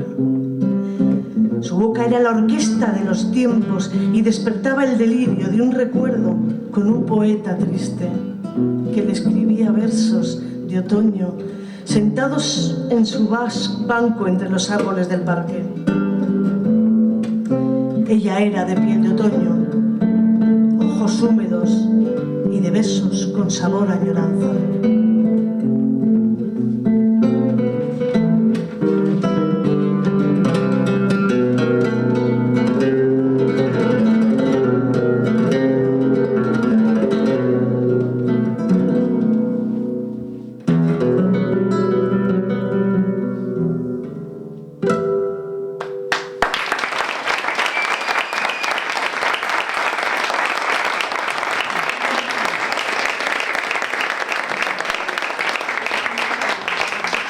Quiere decir que lo primero que has leído es una fotografía hace 27 años, porque el poema es escrito ya hace tiempo. La típica fotografía que te acuerdas ya toda la vida, pero no sabes dónde está. Porque hay dos misterios irresolubles. Es qué hacen los cajones con las fotografías y la lavadora con los calcetines. O sea, y la fotografía desapareció, pero quedó recuerdo y creo que merecía un poema en prosa poética. La prosa poética. La abordas. Ay, París. Carlos, Ay, París. Qué bonito es París. Me salta de un calor. Así que la Torre Eiffel dudaba, ¿eh? Mira, mira. Era una fotografía en la que ella se apoya en el balcón, echa la cabeza hacia atrás, solo se ve la barbilla, se ve el cuello, y si detrás tenemos un balcón en el que se ve la Torre Eiffel. Y la verdad es que la fotografía era preciosa, pero ella lo era más. Hasta la fecha lo sigue siendo. Lo será siempre. ¿eres un poeta comprometido o una persona comprometida que escribe poesía? Soy una persona, o intento ser una persona consciente del mundo en el que vive. Yo entiendo la poesía como una forma no neutral de estar en el mundo. No soy neutral en nada de lo que hago y tampoco lo iba a ser en la poesía. Es importante el contenido en lo que escribes y es importante... a mí me han educado en la ética y las llevo hasta sus últimas consecuencias y también las llevo en la literatura. No sé qué viene antes, el poeta o el comprometido, y no me meto en esos líos porque acuérdate que hablamos un día En la apertura del melón. exactamente, de lo difícil que es congeniar el militante y el poeta. Y el poeta. Es mejor, como esa armonía es difícil se balancea, pues es mejor pensar que es una persona consciente del mundo en el que vives. Y Vladimir Mayakovsky, quería decir, Eso es, sí. perdonad que uno de mis poetas favoritos se me ha olvidado el nombre, que estuvimos hablando de incluso Que a Firmino, hacemos que es muy un militante. programa de poesía en Instagram, una vez al mes, nos gustaría más, que se llama Poetas y Salvajes. Ellos son los poetas, yo la salvaje. pero que es una delicia porque estamos aprendiendo, yo por lo menos estoy aprendiendo muchísimo y me están adentrando en un mundo de autores que desconocía. Con la gran Sara Martín, que Por nos sale aquí supuesto. y la Y mencionamos. yo que tenemos en el corazón. espero que algún día esté. Sí, Me hay que encantaría traerla. porque merece estar. ¿Tú crees que la poesía puede generar una transformación real o es más íntima, lector a lector? Yo creo firmemente en la capacidad transformadora del arte en nuestras vidas. Antes hemos dicho que el arte nace de la necesidad, y si nace de la necesidad, ¿cómo no va a ser un elemento transformador? Pero es que además tenemos que ejercer para que así sea. Y yo procuro escribir desde la modestia para que así sea. Uno se tiene que acercar siempre de forma muy humilde al arte, de forma muy humilde a la literatura. Pero una vez que estás en él, una vez que estás en la literatura, tienes que ir con todo. Y ir con todo significa escribir hasta sus últimas consecuencias. Mojarse, ¿verdad? Mojarse. Mojarse. Como tender la ropa. Luego se seca. A veces. Con tanta lluvia. Habéis pegado el sol, ¿os habéis dado cuenta? Hombre, ya os llamaremos, falta otro día también. Cuando querés que llueva. Has creado, que es lo que he hablado antes con Per, ¿no? Un grupo, Poetas en el Retiro, un espacio muy vivo, ¿no? Un encuentro poético. Y ¿cuándo pensaste que escribir solamente no era suficiente, ¿no? Que necesitabas también, que había que convocar, unir, hacer fuerza? Uno va en Madrid a diferentes encuentros, porque hay tantos encuentros como poetas. Y Normalmente son espacios muy reducidos de gente directamente de la literatura, nos escuchamos unos a los otros, unas a las Y otras. siempre los mismos. Van rotando. Pues sí, pues sí. Vale, no debería ser. A mí me parecía todo pues, una especie de sinsentido y me parecía que yo la vivía así y lo pienso así, que la literatura había que sacarla a la calle, que la poesía había que sacarla a la calle. Y se me ocurrió hacer una convocatoria por Facebook de poetas de Madrid que quisieran ir al Parque del Retiro, en la zona más concurrida, la zona donde está la estatua Alfonso XII del estanque, y ahí ponernos a leer poesía en medio de todo el mundo, ponernos a que la gente reciba la poesía de primera mano. Esto que en principio efectivamente es tan friki como parece, fue cogiendo fuerza, se fueron uniendo diferentes poetas, vamos haciendo encuentros a lo largo del año y fue teniendo hasta el punto de somos 200 y pico en el grupo y la verdad es que es gratificante poder estar en la calle, alguien que pasa, que ese día no tenía pensado ni poesía ni hacer nada, pero pasa caminando por el Retiro con un grupo de poetas leer, está un rato, mira los árboles, te escucha, sigue su camino, pues a mí me parece que alguien en ese paseo se lleve parte de lo que está leyendo, para mí le da sentido, para mí es la magia de lo que escribo.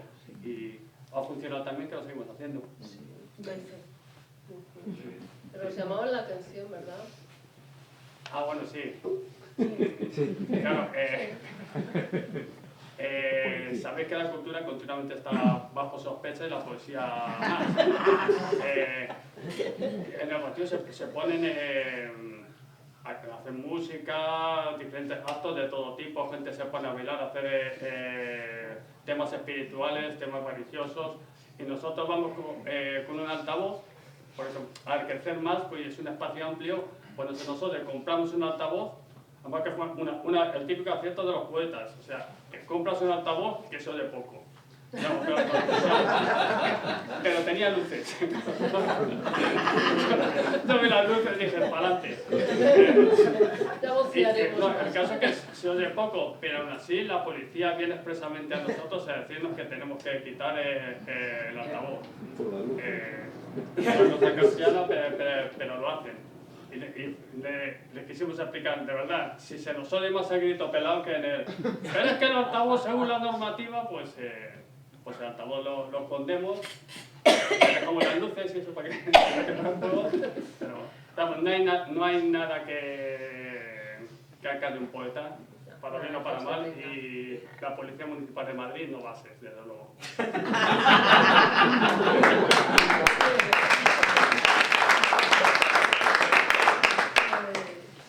En los últimos años asistimos a una publicación casi compulsiva, ¿no?, de libros. Salen poetas por todos los lados. Bueno, poetas es como más sencillo, ¿no?, que más rápido. Juntar un montón de poemas que se escriben y ya está. Y hay una autoedición, superproducción, un cierto todo vale, ¿no? O sea, yo me pago mi libro y como me pago mi libro, publico, ¿no? Este volumen termina diluyendo la calidad literaria o por el contrario pensáis que democratiza, que no me sale la palabra, la literatura.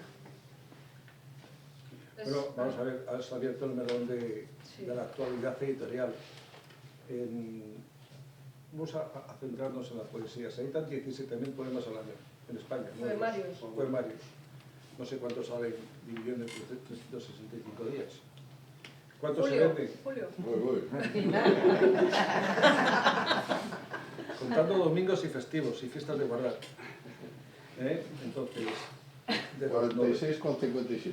46,57 poemarios diarios. ¿Quién lo compra? ¿Cómo se compra? ¿Por qué se compra? ¿Qué te autoeditas? ¿Qué no te autoeditas? Las editoriales de autoedición. No son editoriales. No son editoriales, son servicios editoriales. Tú vas, pagas, te haces el libro como quieres, al final te sale más caro que incluso en una editorial llamémosla tradicional. Pero el autor evita la autocensura o la censura o el paso por el mundo editorial y se evitan muchos problemas. Ahora existen sistemas de impresión fáciles. Hace, a principios del año 2000, tenías que editar 800 ejemplares para que te compensase una edición y entonces no podías entrar, autoedición sin problemas. Aquí en el mundo de la autoedición o de la edición, incluso de la edición tradicional, que es lo que hace Celia, que hacemos en Celia, os voy a contar una anécdota que nos pasó con el libro número 2. El Raqueta del 63 fue el número 3, ¿vale?, de la colección. El número 2, a mí me invitaron, que ya estaba moviendo en el mundo literario con todos estos autores que os conocía, que os comentaba de la asociación, y me invitaron a la residencia de estudiantes a un encuentro. Allí había mogollón de gente, todos conocidos para mí.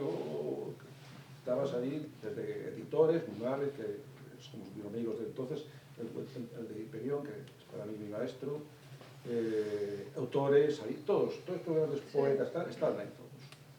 Que en nuestra página web, en las fotos, está la primera, allí en gris, todavía.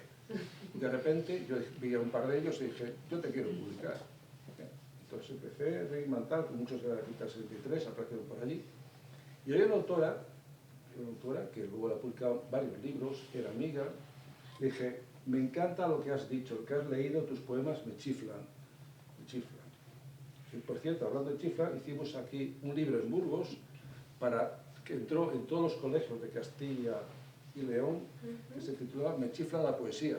No sé si alguno lo conoce, pero entró en todos los libros. Hacíamos desde el principio hasta un recorrido histórico por todos los poetas, además didáctico, ¿no? Más que histórico, didáctico. ¿Bien? Y se editó aquí en autores de Burgos, los que compilaron aquí. ¿Bien? Entonces aquella autora, fuimos a una tía a tomar café y me dijo, ¿tú estás empezando esto de la poesía? Sí, en la edición, sí. Dices, ¿qué es eso de querer publicar un libro así por las buenas? El mundo editorial no funciona así. Pues, ¿cómo va a funcionar? Dijo, bueno, normalmente los editores montan fiestas en sus entornos, sus fiestas, se acuestan con los autores. Verídicas, palabras verídicas. O no, yo diría que se queden con las dudas de si ha pasado.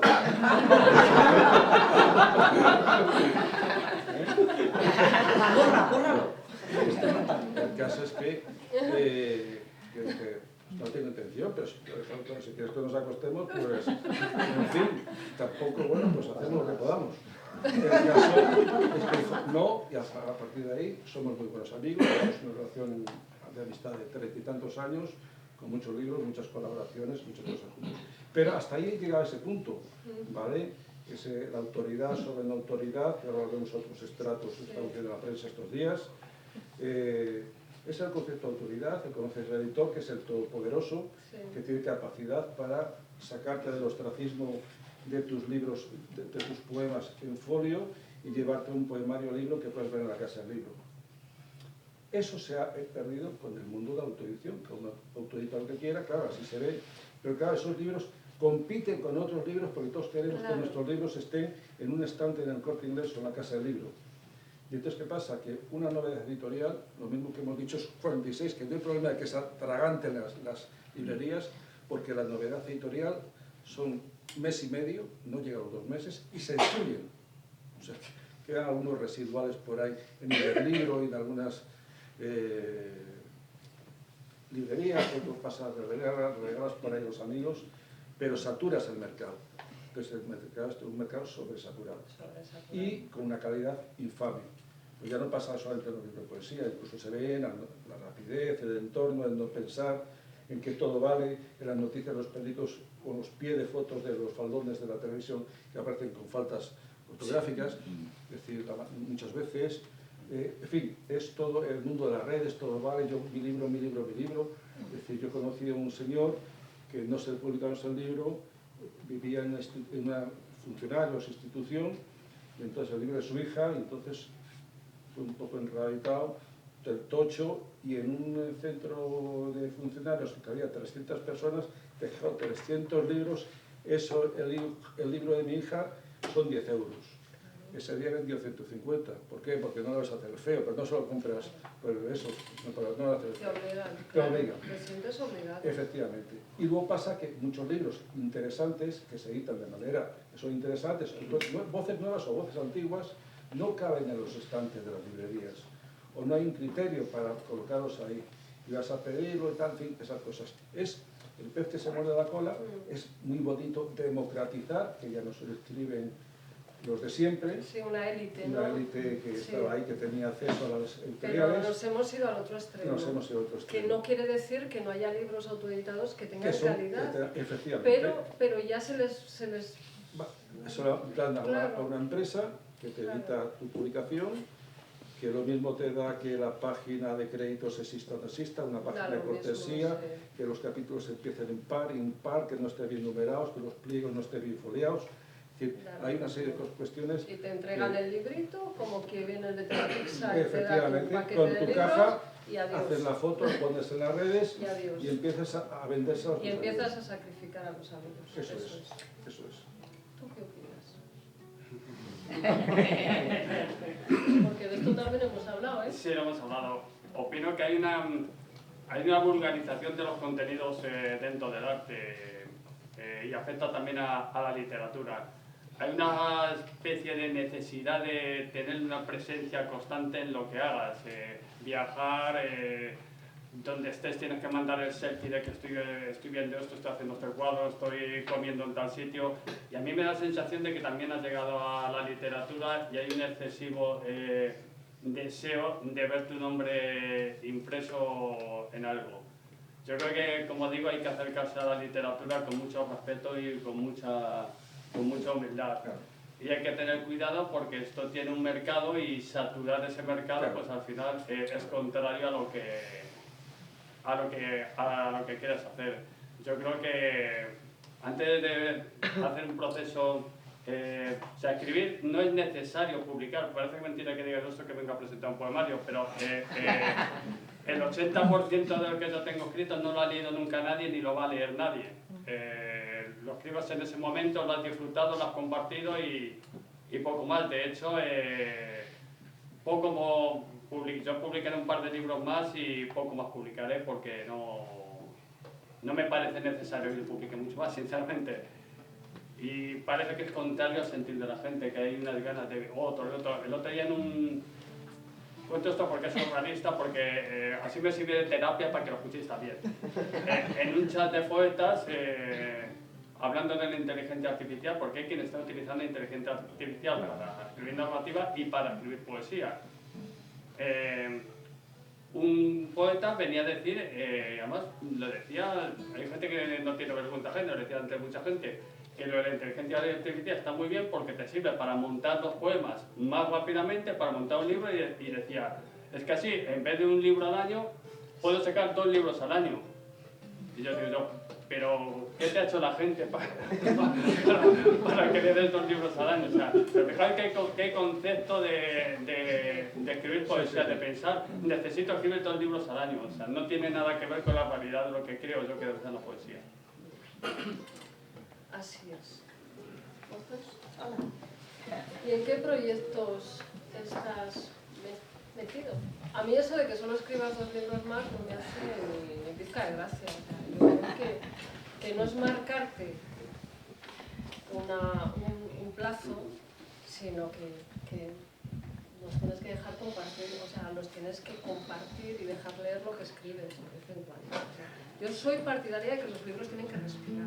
Los libros hay que darles una vida. O sea, 2 libros que una persona en un año te haya publicado un poemario, una novela y dices, pero no. Claro, yo he perdido un amigo que el año pasado le dije que no, porque publicó 6 libros. 6 libros. Esto lo tenía atrasado, pero no lo publiques. Porque además pasa otra cosa. Los contratos, nosotros los editores ponemos como mínimo de contrato y que llegan 2 años. No es un número albur, es decir, que no se libre del río, sino que es porque son el tiempo que tarda el distribuidor en comercializar este producto, este libro. Es el tiempo que sale, se mueve, entiende, va moviéndose.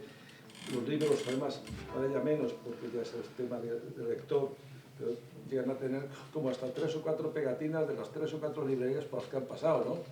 Con diferentes precios, si es el día del libro, si no el día del libro, el descuento y demás. El libro es un libro vivo. Yo, mira, hace ya muchos años, Cuando andaba, antes de Jorge y Armando, que vendían muchísimo a Burgos, yo me llevo bien con los libreros y me llevaba muy bien con Pilar, en una librería en el Espolón, ¿vale? Y entonces un día pues yo venía por aquí, hay veces que el distribuidor me dice, oye, te envío libros para que ya quedas para Castilla, te los lleves y tal, en vez de andar mandando y tal. Y un día Pilar del Espolón me dijo, mira, Gompe, yo tengo 5 lectores de poesía que pasan por mi librería. Vienen a comprar periódicos, algunos libros, algunas novedades, cuando nos ponemos en la feria ahí, en la feria de libros, pero tengo 5 lectores de poesía. Entonces, no me dejes 7 libros. Como mucho déjame 5, que son los lectores que van a pasar por aquí, que compran poesía, que yo los conozco. Salvo un turista que se haya despistado o demás. Entonces, no me dejes más. Pues ya los libreros saben, aquí todos vamos a vender. Entonces, mira un libro de poesía tal que te puede interesar. Bueno, compro o no compro, 5. Entonces, ¿para qué vas a tener más? En la librería, llenar las estanterías y demás. Pues esto, porque todos, a raíz de, digamos, de que el autor llega aquí, al mundo de la edición, el resto del proceso es un mundo leonino, una serie de eslabones donde todos van a vender, ¿vale? En el que el librero gana si vende. El editor gana si vende el libro. Claro. Y el distribuidor gana tanto si se vende como si no se vende. Si se vende porque gana y si no se vende porque lo devuelve. Luego está ya el autor, que gana un 3% si acaso. No se me nota. No tiene ni para comer. Dime. Proyectos. Y ahora... Los proyectos que tengo literarios, aparte de seguir con poetas en narrativos, seguir difundiendo la literatura por tierra, mar y aire, como digo yo, son narrativos. Hay un libro escrito por ahí que tendrá que pasar el tiempo necesario, que tiene que necesitar ropa mojada, que se titula Pájaro bajo la lluvia, que tú conoces también, que intentaré publicarlo. Y se está gestando, hoy he estado, ¿dónde está el bibliotecario? Se me ha perdido. Hoy hemos estado viendo antiguas estaciones de tren abandonadas. Hemos visto la de Peñaranda, Peñaranda, perdón, y hemos ido a Sotopalacios. Y la idea es escribir algo sobre estos pueblos en el cual en un momento alguien desde Madrid o de algún sitio decide retirarse el tren sin tener en cuenta la vida, la historia, las circunstancias y todo lo que roba la vida de la gente, quitándoles el derecho a tener un transporte público. Y yo creo que eso es lo que me voy a poner a escribir ahora. No sé qué haré con ello, pero vamos. Tienes que hacer un guiño a Quintana Dueñas, ¿eh? En el libro. El guiño ya está hecho. Yo no soy un cigüeño más, o sea, la adopción. Adelante.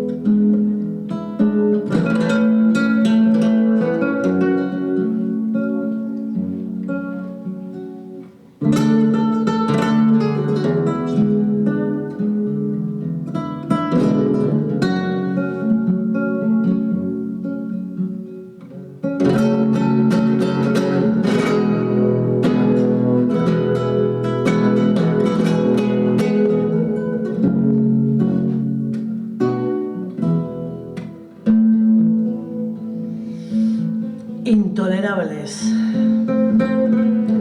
Está prohibido ser yo. Solo contigo soy tolerable. A los ojos, a las palabras, a los cielos rasos. vas a ser edificio si no tienes alma de ladrillo? La opinión de las hormigas cuenta al ser pisadas. Para eso existe el pie, para ser lamido después de cada ejecución. Amar como te amo al galope de un caballo salvaje, lanzando los sentidos en un cometa solo de ida, es un sendero de barbarie. La opinión, excreción de los demás cuenta. No son hormigas, solo desean ser pie. Y a mí se me pone la espalda de erizo y la rabia de poeta cuando llega la pisada social a enterrarme en la arena. Y como lanzo una misión infinita sobre vuestro insoportable cielo estrellado y ojos de luna. Vuelvo a ser piedra en el fondo del río. Llegamos a casa tiznados de amarillo, muerto su amarillo. A solas el amor es como morder ciruelas y que escape el agua con deseo por los desfiladeros del cuerpo. Sonreímos, somos intolerables.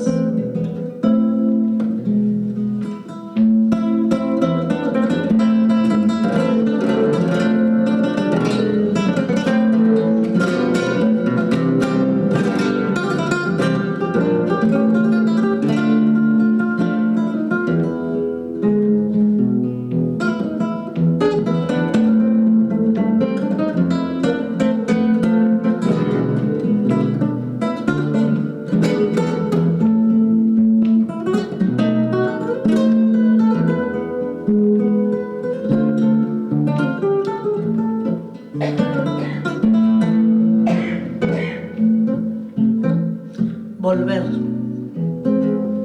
Mirar la pared como si disparara sobre ella. Pensar en un poema de cuello blanco.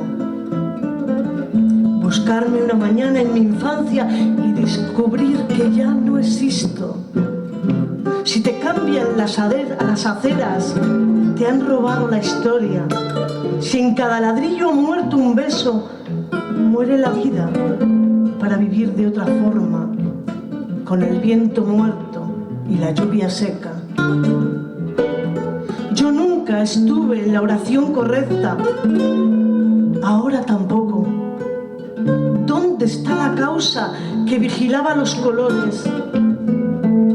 Solo queda espuma en el recuerdo y orgullo en una chimenea, más inalcanzable que antaño. Con la edad envidia el alma, felicidad de pecho sucio y lengua cuarteada. Hoy, de una piel, he sacado un poema. De mi barrio, solo los árboles.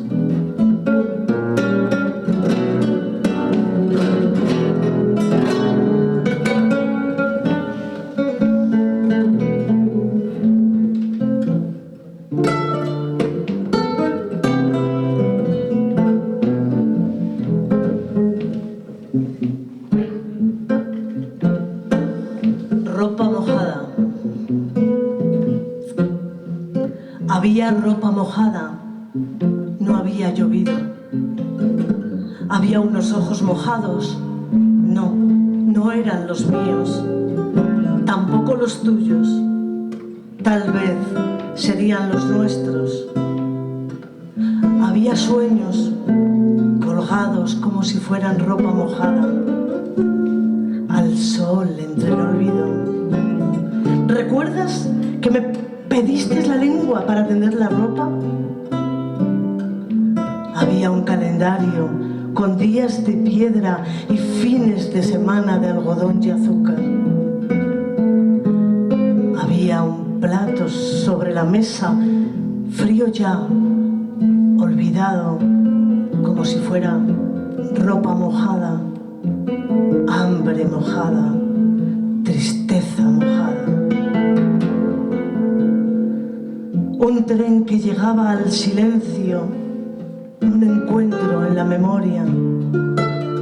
Deseo, el deseo insatisfecho que dejan las noches sin cielo, violento de piel. Había palabras en una caja de madera, esperando que se abra el nudo en la garganta para escapar, mojadas, olvidadas, como un sueño sin cumplir. Había una vida que sin saber cuándo había quedado tendida como ropa mojada. No había llovido.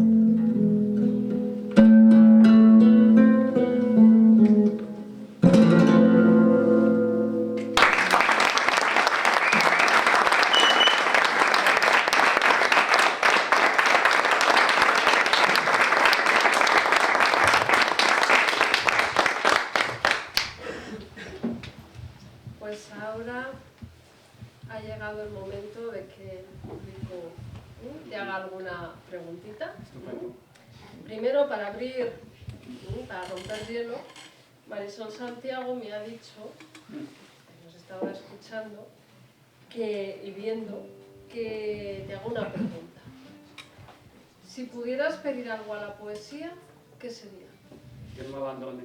Qué bonito, por favor. Solo eso, solo eso. Yo espero darle algo escribiendo, pero que no me abandone. Pues que no lo haga. Si no, se las verá mucho. ¿Alguna preguntita? Sí, mira. Bueno, tengo varias. Comentabas que el motivo por el que... Bueno, primero felicitaros por venir aquí y pegaros el chute y el esfuerzo de todo ese viaje, ¿no? Que es para mí un honor teneros aquí presentes, y daros las gracias de todo corazón por lo que habéis compartido, ¿no? Y la pregunta, el proceso de la escritura de este libro, por lo que has dicho, ha sido el proceso catártico de la muerte y el fallecimiento de tu madre. ¿Escribías en el hospital, ingresado? Sí. Bueno, primero decirte que el honor evidentemente es mío. Para mí estar aquí con vosotros es un regalo. Es un día que me lleva en el corazón. Sí, escribí en el propio hospital. Me vi obligado, porque como el proceso se alargaba, yo fui con una simple operación de apendicitis, se produce un fallo en la anestesia y me obliga a pasar 4 veces por un hospital en un periodo de 1 año y medio. Y tenía que escribir porque era un proceso muy largo, pero me costaba mucho. Y verme que pasaban los días y no escribía, y un día coger y empezar, pues voy escribiendo, creo que merecía, en mi opinión, pues merecía la pena hacer un compendio de poemas que reflejase este año y medio, porque incluso con el fallecimiento de mi madre, incluso con el proceso que he pasado en el hospital, yo estoy aquí. Yo pienso en mi madre, pienso en mis padres, soy un tipo bastante afortunado con mi familia. Mi madre era un ser maravilloso, falleció cuando llegó su hora, pero es que yo me acuerdo, cada vez que pienso en ella, no pienso en tristeza, es que me produce la risa. Mi madre es que era una persona extremadamente cariñosa y extremadamente con un sentido del humor maravilloso. Y yo la recuerdo y creo que hay que escribir sobre ello. Estamos aquí y hay que aprovechar la vida. ¿Escribías a mano o por ordenador, al móvil? Bueno, yo ¿Y de noche, de día? Sí. No, tiene su Pero... Yo empecé escribiendo a mano, pero al final pierdes cuadernos, luego no sé si os pasa, pero no entiendes mucho de lo que has escrito. Y sí, efectivamente escribe de noche, porque las noches en un hospital son muy largas. O las noches pensando que tu madre ha muerto, pues son muy largas. Y cuando no duermas, pues tienes que escribir es buena cosa. Y efectivamente, escribir a todas horas, incluso me acuerdo un momento en el que me traían la comida cuando las bandejas que te sirven en el hospital, y yo estaba escribiendo con mi tablet y tal. te dejo la... No me digas nada que estoy escribiendo. Y se quedó la pobre mujer con la bandeja así porque quienes escribimos sabes que como en ese momento claro, no aparece de la misma forma lo que tenías pensado. Y se quedó la mujer, ay, perdona, no me doy cuenta. Y enseguida, en cualquier circunstancia. Me hizo feliz dar ese paso adelante de que en una circunstancia adversa he podido... Sí, has podido sacarle fruto, claro. Sí, sí. Marcos, que ha levantado la mano. Bueno, yo tengo dos preguntas. Una es que acabas de decir que como no duermes, pues tienes que escribir, y me pregunto si te ocurre lo contrario. Como tengo que escribir, no duermo. Y hasta que no lo saco, estoy dándole vueltas en la cama y... Bueno, por suerte, ahora duermo mejor que cuando estaba en el hospital. Te cuento una cosa. Estar en la cama... me acuerdo que había visto un programa de Sorolla y el poema aparece cuando menos lo esperas en cualquier circunstancia y sobre todo cuando más daño puede hacer porque no puedes escribirlo. Estar metido en la cama con mi pareja a las 4 de la mañana y aparece ese poema y digo, hostias, tengo que escribirlo. Claro, si yo me levanto, mi pareja va a pensar, la verdad, pero ¿qué te pasa? ¿Qué tal?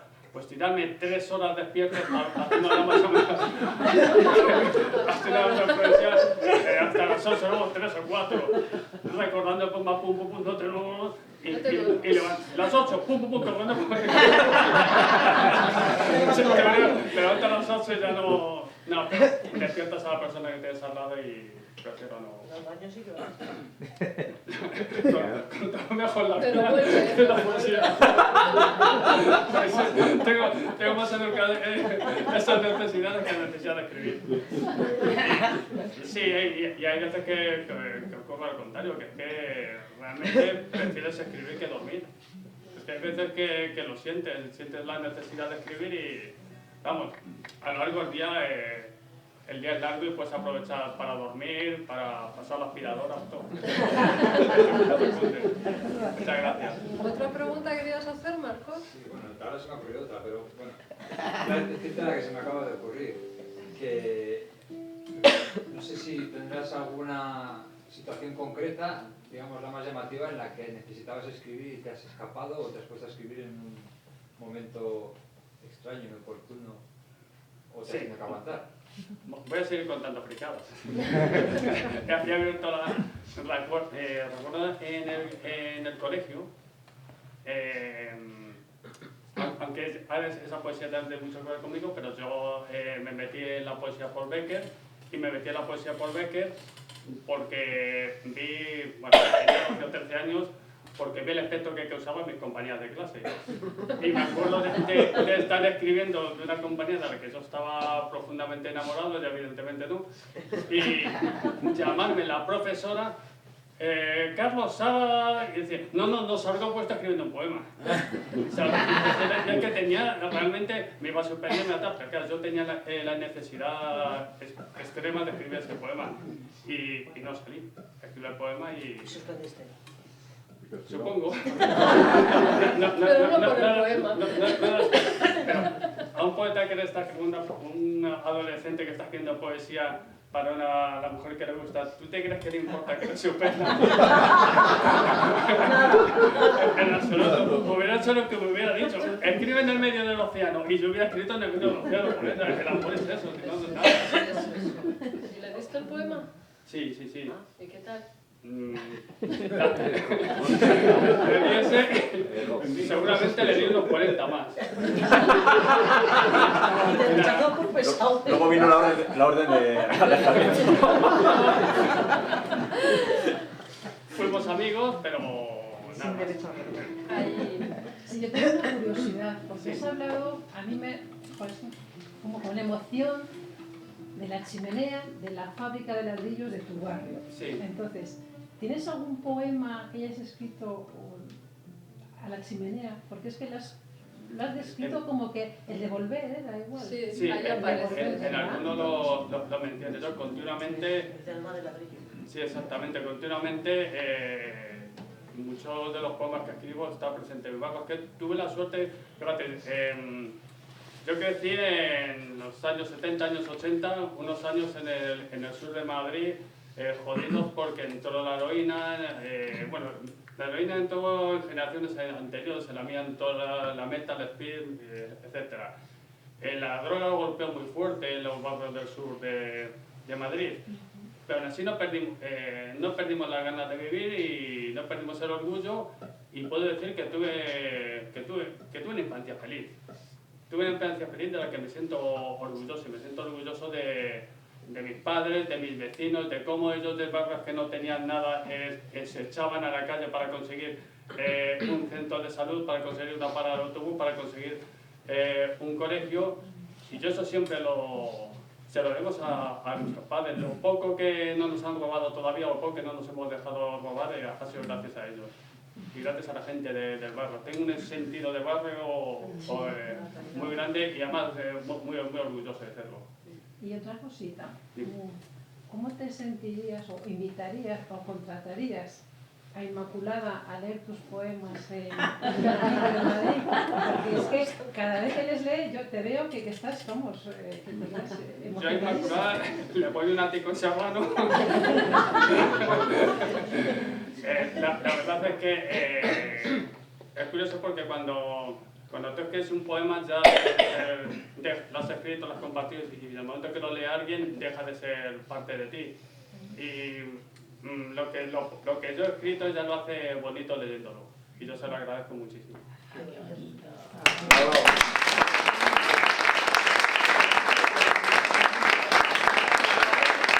Tienes que leer algo, ¿verdad? Nos tendría que leer algo él. Ah, pues sí.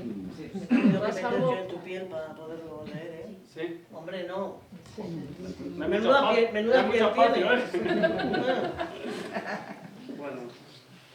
Yo, Carlos, también quería volverte a dar las gracias por haber vuelto a Quintana Dueñas, y espero que sí, que sigas escribiendo y tenerte otra vez dentro de 2 años. Y gracias también por habernos traído a Joan Monter, que ha sido un placer.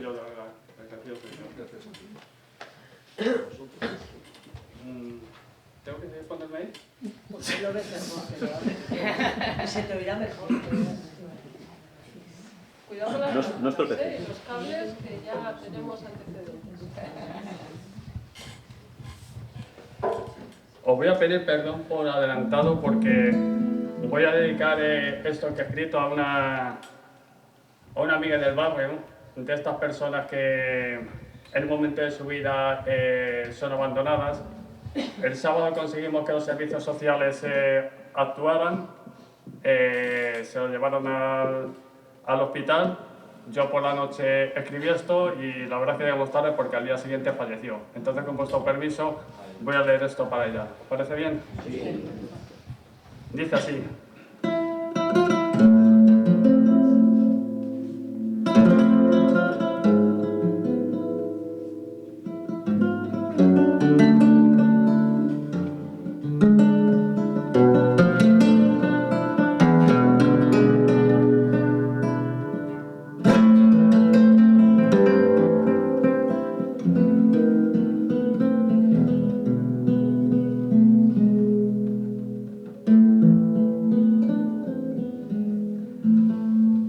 Siempre tengo frío cuando vuelvo al barrio. Hoy es el último día que nos vamos a ver. Últimas puertas abiertas. Tengo frío cuando te veo bajo una bata rendida, como los últimos días de un glaciar. Creo que me estoy volviendo un jodido adicto a la melancolía. Me he convertido en un fantasma que visita su propia infancia para ver qué encuentro allí. Crecer es asco y decepción a partes iguales. Tengo tanto miedo como años que arrastro. No sé si me entiendes, si me escuchas. Ojalá lo estés haciendo porque no volveré a verte. Otra vez lloras. Otra vez por esa hija que estará sentada en un banco de algún parque de amor claro con un libro entre las manos. Alzas la voz, sin conseguirlo, sin consuelo, sin palabras. Recordando una mañana que los servicios sociales se las llevaron mientras tú no encontrabas las venas para ese cometa blanco y silencioso. Hijos de puta, nos prometieron flores en los brazos y ahora solo eres un árbol muerto. No volveré a verte. No volveré a ver lo que ha quedado de la débil jarra y rata de un barrio obrero donde la ciudad llega cansada. No hay más escalones que bajar para decirte adiós. Tengo frío cuando veo los periódicos viejos doblados haciendo lo imposible contra las ventanas. Tienes fiebre. Has sonreído cuando he tocado tu frente. Creo que es el único momento que queda en ti de los buenos tiempos. No llores. Ya sabías lo que iba a pasar. Ya está aquí la ambulancia. Nadie sabe si podrás andar, solo hacen preguntas como piedras caídas al suelo. El grito que inventa una cueva que nos envuelve, la última vez de un todo. Siempre tengo frío cuando vuelvo a mi barrio. Para Diana.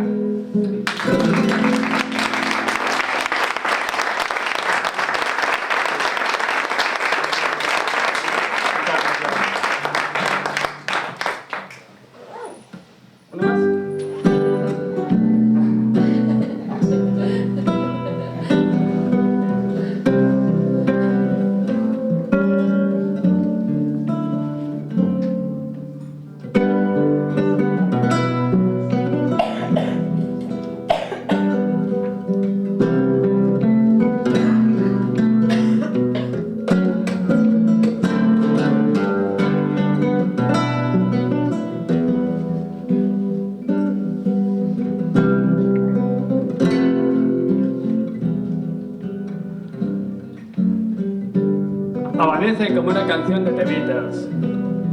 Amanece un cielo con pinturas de madera, infantil y puro. Un día, un camino. Vivir para caminar en dirección que marcan las agujas del reloj. Abejas, mariposas, las palabras que te dije anoche, polinizan las flores del jardín. Este año tampoco ha dado frutas el ciruelo, solo le crecen colibríes, que yo no sé si lo que cantas es tristeza o decepción. Habla el viento de una primavera malhumorada y he decidido no escuchar. ¿Para qué? Llega un momento en el que no necesitas más palabras. Hay silencios que alimentan igual que los hay que envenenan. Solo el corazón sabe de estos misterios. No necesito escuchar que la vida es una partida de dados que no has pedido jugar. Ya he perdido demasiadas veces como para tenerlo asumido.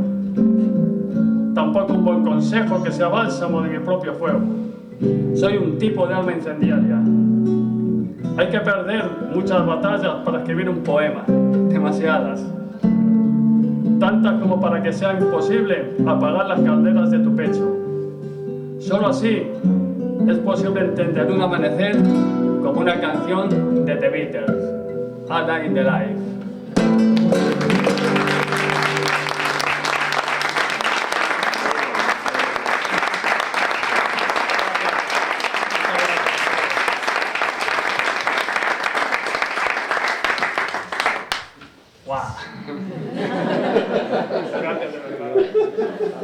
Siempre se siente algo extraño en el momento de despedirse, ¿no? Porque nos gustaría que esto...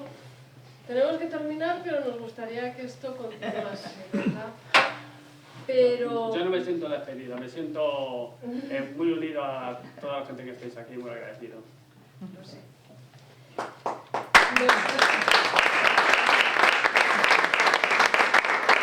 Voy a pedir un aplauso para el Ayuntamiento de Quintana Dueñas por seguir apostando por la cultura, por abrir espacios y por entender que la cultura también crea comunidad. Así que un aplauso para... Gracias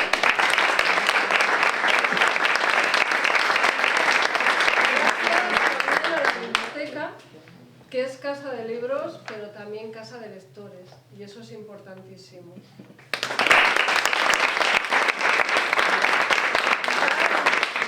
Gracias a mi equipo por su capacidad de entrega, por su generosidad, por su trabajo. Gracias al grupo Las Terrazas, que acoge a los autores y a las autoras y les hace sentirse en casa desde el primer momento. Tengo que dar también las gracias a nuestro nuevo aliado, que es la farmacia de Quintana Dueñas. Todo el mundo va a la farmacia y entonces nos ayuda a difundir y nos ayuda pues, a compartir carteles en redes y todo. Un aplauso también para ellos, para las terrazas.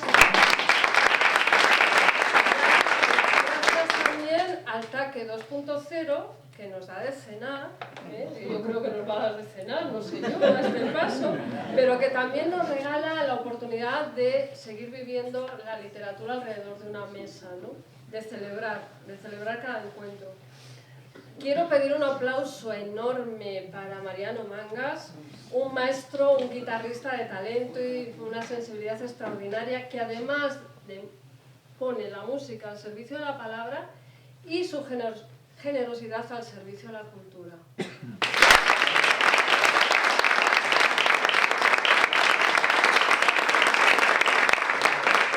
aplauso para Inmaculada Molinero.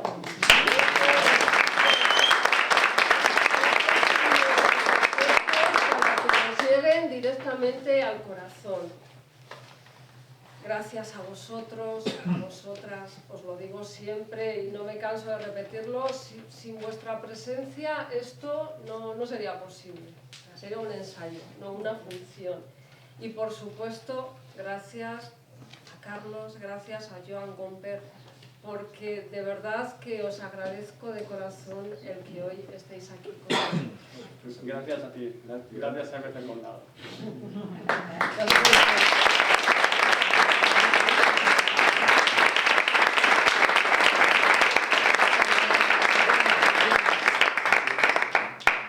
El equipo de los encuentros con Caixa. ¡Guau! ¡Qué maravilla! Queríamos hacer esta joyita que te queremos regalar. ¡Qué maravilla!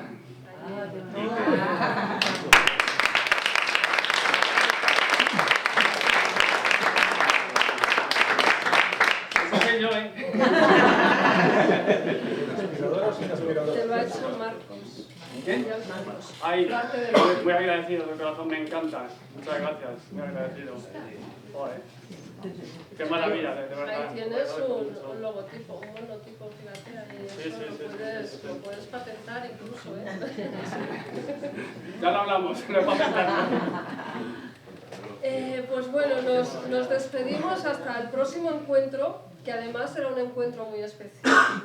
Estará dedicado a la literatura infantil. Un territorio que parece que queda aparcado, relegado, ¿no? Y es tan importante, porque yo siempre lo digo e insisto también en que un lector no nace, un lector se hace. Y es importantísimo que desde chiquitines tengan un librito en las manos. Vendrán 3 autores y bueno, ya os contaremos más cositas. El próximo 20 de marzo, ir tomando nota. Y hasta la próxima. Muchísimas gracias. Muchas gracias.